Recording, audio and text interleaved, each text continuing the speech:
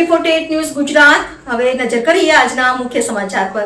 સુરત જિલ્લાના બારડોલીના અસ્તાન રોડ પર નવા બનેલા રેલવે ઓવરબ્રિજ નજીક કાર અને બાઇક વચ્ચે અકસ્માતની ઘટના સામે આવી છે। મળતી માહિતી મુજબ તેન ગામની પંચવટી સોસાયટીમાં રહેતા મેહુલ સોનગરા પોતાની કાર લઈને શાસ્ત્રી રોડ પરથી ઘરે જઈ રહ્યા હતા। તે દરમિયાન સામેથી રોંગ સાઈડમાં ગફલતભરી રીતે અને ઓવર સ્પીડમાં આવી રહેલા બાઇક ચાલકે કારને ધડાકાભેર ટક્કર મારી હતી। અકસ્માત એટલો ગંભીર હતો કે બાઇક ચાલક ઉછળીને કારના કાચ સાથે અથડાયો હતો, જ્યારે કારની એરબેગ પણ ખુલી ગઈ હતી। અકસ્માત બાદ આસપાસના લોકો ઘટના સ્થળે દોડી આવ્યા હતા।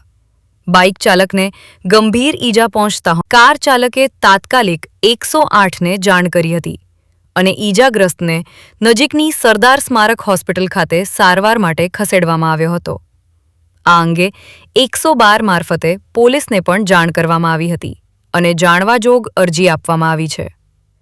ઉલ્લેખનીય છે કે બારડોલીના નવા બનેલા રેલવે ઓવરબ્રિજ પાસે વાહન ચાલકોમાં માર્ગ વ્યવસ્થાને લઈને અસમંજસની સ્થિતિ સર્જાતી હોવાના કારણે અવારનવાર નાના મોટા અકસ્માતો સર્જાતા હોવાની ચર્ચા છે।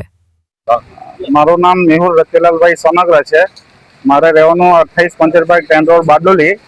કાલે હું શાસ્ત્રી રોડ પરથી મારા ઘરે જતો હતો ત્યારે એક અજામમાં અસ્તાન પુલ પાસેથી બાજુમાંથી ને રોંગ સાઈડમાંથી બાઇક વાળો આવી ને મારી ગાડીમાં ટક્કર મારી। બહુ સ્પીડમાં હતો, ઓવર સ્પીડમાં, ને મારી એરબેગ બી ખુલી ગઈ। ગાડીનું નુકસાન બી વધારે થયેલું છે ને બાઇક વાળાનો નંબર પ્લેટ પણ નથી। હા, ને એ ભાઈને આપણે સહી સલામત 108માં ફોન કરી ને સદા હોસ્પિટલમાં ખસેડી દીધો। 112માં પણ ઇમરજન્સી માટે બી કોલ કરી દીધો, ત્યાં બી જાણ કરી દીધી ને પોલીસ સ્ટેશને અરજી પણ કરી આવ્યા છે અમે।